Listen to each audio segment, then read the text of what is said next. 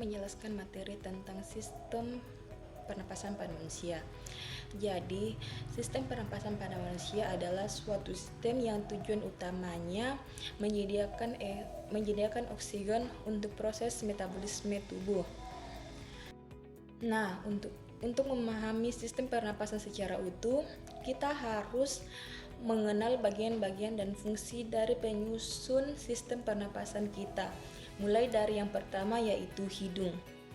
Nah, udara pertama kali masuk ke saluran pernapasan melalui lubang hidung dengan mekanisme inspirasi. Di rongga hidung, udara kemudian disaring oleh rambut hidung dari partikel-partikel debu yang menyertai udara yang masuk.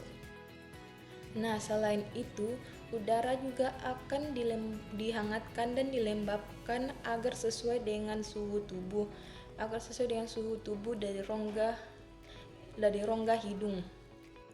Udara selanjutnya mengarah ke faring, yaitu tempat persilangan jalur udara dan makanan bertemu.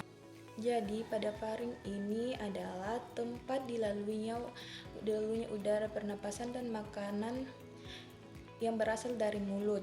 Setelah melalui faring, udara akan masuk melalui laring.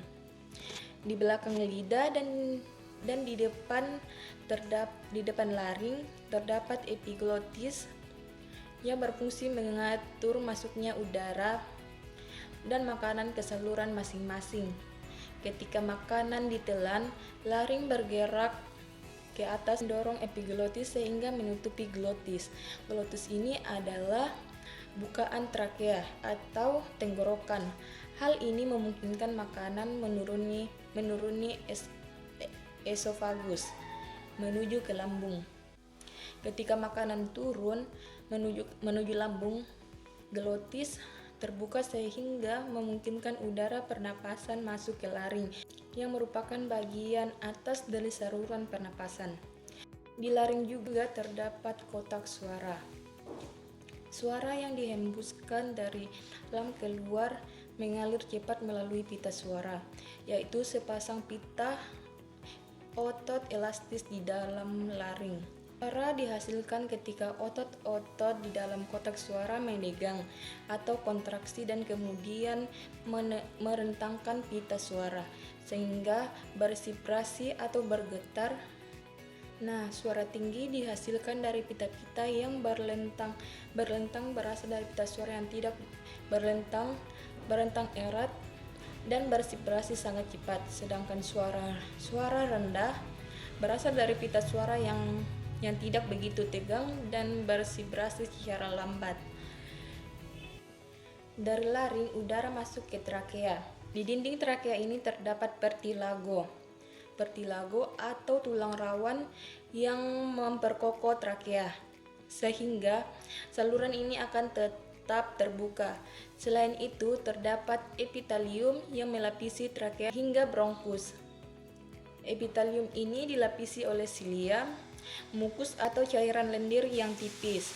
Nah, mukus ini berfungsi untuk memberangkap debu, polen, dan kontaminan kecil yang lolos dari rongga hidung seperti ombak menggerakkan mukus ke atas menuju faring, tempat sengaja keluar melalui mulut. Proses ini dinamakan ekskalator mukus, yaitu proses yang memainkan peran penting dan membersihkan sistem pernapasan trakea. Terdapat dua cabang yang disebut bronkus. Bronkus ini masing-masing mengarah ke salah satu dari paru-paru. Bronkus bercabang-cabang disebut bronkeolus. Bronkus bercabang-cabang lagi di dalam paru-paru menjadi saluran-saluran kecil yang disebut bronkeolus. Udara kemudian memasuki alveoli. Kumpulan dari alveoli disebut alveolus. Alveolus yang merupakan kantung udara di ujung bronkeolus. Oksigen dari udara yang memasuki alveolus akan terlarut di dalam selaput lembab yang melapisi permukaan dalam alveolus dan kemudian akan berdifusi dengan cepat melalui epitelium ke dalam kapiler darah yang mengelilingi setiap alveoli. Sedangkan dalam arah yang berlawanan, karbon dioksida berdifusi dari kapiler darah melintasi epitelium alveoli dan menuju ke rongga udara untuk dikeluarkan tubuh melalui mekanisme inspirasi.